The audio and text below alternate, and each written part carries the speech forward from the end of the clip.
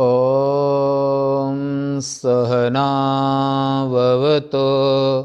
सहनौ भुनक्तु सह वीर्यं करवावहै तेजस्विनावधीतमस्तु मा विद्विषावहै। ॐ शान्ति शान्ति शांति। नित्य प्रति क्रमशः प्रातः काल के सत्र में उपनिषद आश्रम उज्जैन से उपनिषद स्वाध्याय में कठोपनिषद के पहले अध्याय की द्वितीय वल्ली में आप श्रवण कर रहे हैं, जिसमें कल तक आपने सुना था कि जो श्रेय और प्रेय इस विषय में आप श्रवण कर रहे हैं। यस्तु मंदो अल्पबुद्धि स विवेक असामर्थ्याद योगक्षेमादि योगक्षेम निमित्त शरीरादि उपचय रक्षण निमित्त इति एतत् प्रेय पशुपुत्रादि लक्षणं वृणीते। माने ये जो श्रेय और प्रेय, जो मंद बुद्धि यानी कि अल्प बुद्धि माने छोटी सोच, यानी कि देह तक ही सोचने वाले मंद और अल्प बुद्धि हैं, वह विवेक शक्ति का अभाव होने के कारण मंदो अल्प बुद्धि मतलब अल्प बुद्धि और विवेक असामर्थ्यात, जिनमें विवेक की असमर्थता माने यानी कि दिमाग विवेक नहीं है, अविवेक है, तो ऐसे जो विवेक शक्ति का अभाव होने के कारण जो योगक्षेम का ही कारण है, योग का अर्थ होता है अप्राप्त की प्राप्ति, क्षेम का अर्थ होता है प्राप्त वस्तु की रक्षा का नाम क्षेम है। तो जो योगक्षेम का ही कारण है, अर्थात जो शरीर आदि की वृद्धि और रक्षा का ही निमित्त है, उस पशु और पुत्र आदि रूप प्रेय को ही वर्ण करता है। संसार में अधिकतर लोग धन धान्य घर द्वार परिवार पुत्र पत्नी आदि को यही वर्ण करते हैं, इसके ऊपर तो जल्दी उठ ही नहीं पाते हैं। और संत दयालु होते हैं, वो समझाते हुए विवेक देना चाहते हैं, परंतु वो कहते हैं कि हमारा तो दायित्व ही नहीं है, अपने आप को हमेशा के लिए अज्ञानी मान बैठते हैं। बोला पढ़ना लिखना गीता उपनिषद रामायण ये तो साधु सन्यासियों का है, और अपने आप का कर्तव्य भी नहीं समझते हैं। उनको अच्छी बात बताना चाहो फिर भी वो कहते हैं कि सुबह का उठना, ध्यान चिंतन जप तप और विवेक और आत्मज्ञान गीता भागवत आदि का ये तो साधु संतों के लिए है, ब्राह्मणों के लिए हैं। और ब्राह्मण भी कहते हैं साधु संतों के लिए हैं, ब्राह्मण होते हुए भी तो उनमें केवल कमाना खाना और संसार ही सब कुछ होता है उनमें भी। तो ऐसे जो पशु पुत्र आदि में संसार सभी ऐश्वर्य गाड़ी घोड़ा बंगला सब आ जाता है, और इन सबको प्रेय को, और ऐसे जो लोग अधिकतर वो प्रेय को ही वर्ण करते हैं, माने घर धन दौलत जमीन जायदाद आदि उनका ही वर्ण करता है संसारी अज्ञानी प्राणी। सत्वं प्रियान प्रिय रूपांश कामा नचिकेतोत्यस्राक्षेः नैतां श्रृङ्कां वित्तमयीमवाप्तो यस्यां मज्जन्ति बहवो मनुष्याः सत्वं प्रियान् प्रियरूपांश कामाः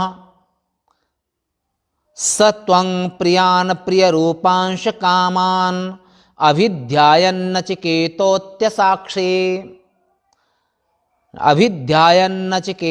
अत्यस्राक्षेः नैतां श्रृङ्कां वित्तमयीमवाप्तो यस्यां मज्जन्ति बहवो मनुष्याः। हे यमराज ने कहा, हे नचिकेता कुमार, तुमको इतने सारे प्रलोभन दिए, पर तुमने पुत्र और वित्त आदि सुत वित्त लोक, ये तीन के अंदर पूरा पूरा संसार आ जाता है, और तीनों की इच्छा का नाम है ये जो प्रेय। प्रेय तो पुत्र और वित्त आदि, प्रिय और अप्सरा माने स्त्री भोग, स्त्री के लिए पुरुष भोग, तो अप्सरा आदि प्रिय रूपी भोगों को उनका असारत्व चिंतन करके तुमने त्याग दिया। उन भोगों की ओर तुम आकृष्ट नहीं हुए हो, जिसमें और जिन भोगों के लिए लाखों वर्षों से संसार के अज्ञानी प्राणी ये संसार के भोगों में ही रचे पचे रहते हैं, और जिनमें बहुत से मनुष्य डूब जाते हैं। इस धन प्राया निंदित गति को तू प्राप्त नहीं हुआ है। हे नचिकेता, तो धन आदि के प्रलोभन नहीं आया है, इस निंदित गति को तू प्राप्त नहीं हुआ है। भाष्य देख लेते हैं। सत्वं पुनः पुनर्मया प्रलोभ्यमानोपि प्रियान पुत्रादीन प्रिय रूपांश्च अप्सरसः प्रभृति लक्षणान। हे नचिकेता, तेरे को धन धान्य जमीन राजेश्वर्य अप्सरा आदि और भौतिक सुख, जो मनुष्य लोक के सुख, देवलोक के सुख, ये सब सुख तुमको हमने दिए, परंतु न प्रलोभ्यमान, परंतु उन सब भोगों के प्रति, माने ये सब भोग्य पदार्थ हैं, ये प्रेय के अंतर्गत आते हैं, तो इन प्रेय के अंतर्गत आने वाले भोगों में तुम आकृष्ट नहीं हुए हो। कामान अविध्यायंश चिंतयंश तेषाम अनित्यत्व माने असारत्व। एक बार एक छोटी एज के महात्मा थे, भिक्षा करने गए।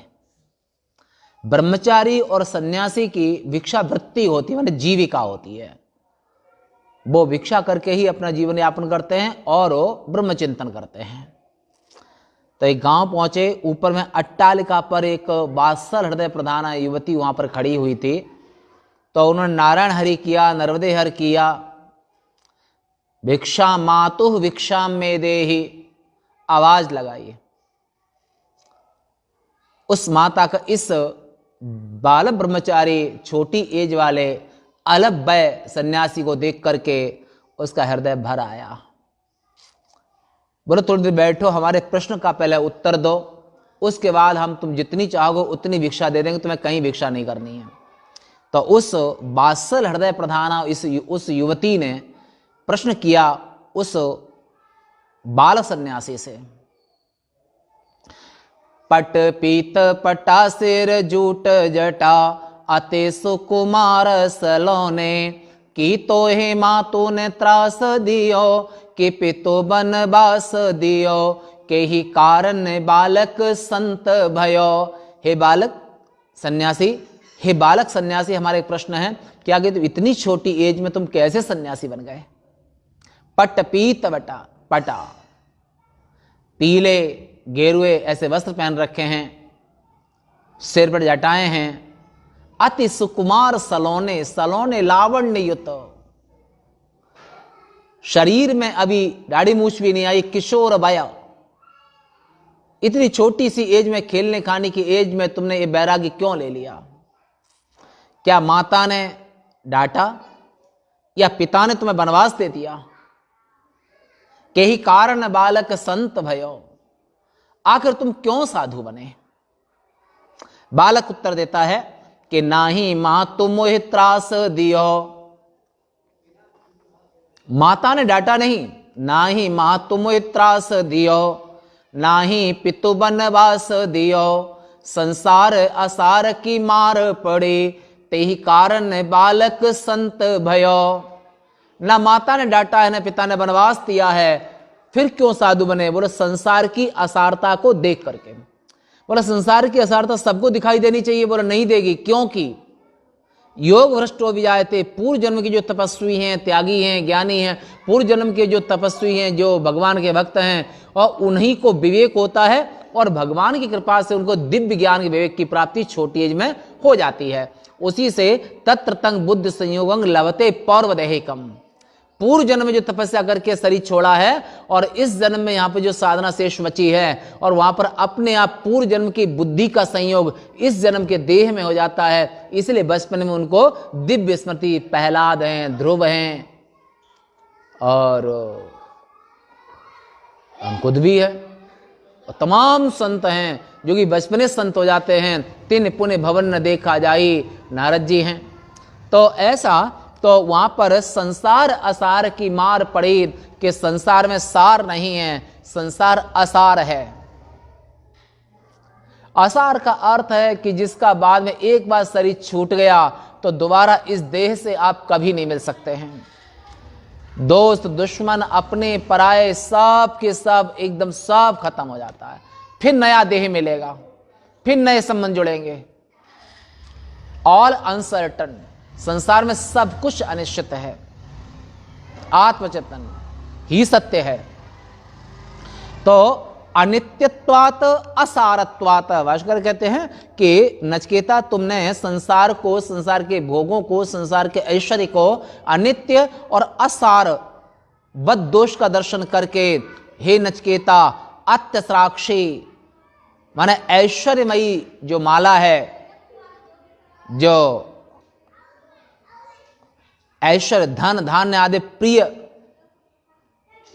श्रेष्ठ प्रेयस्य, प्रेय रूपा जो माला है, ऐश्वर्य रूपा जो माला है, मान सम्मान, ऐश्वर्य, धन, धान्य आदि संप्रदा जो संसार के भोग रूपा जो माला है, उसको तुमने स्वीकार नहीं किया, माने नहीं पहना। माने प्रत्यक्तवान असि अहो बुद्धिमता तव न एताम अवाप्तम वानसी श्रृंकांग श्रुतिंग कुत्सितांग।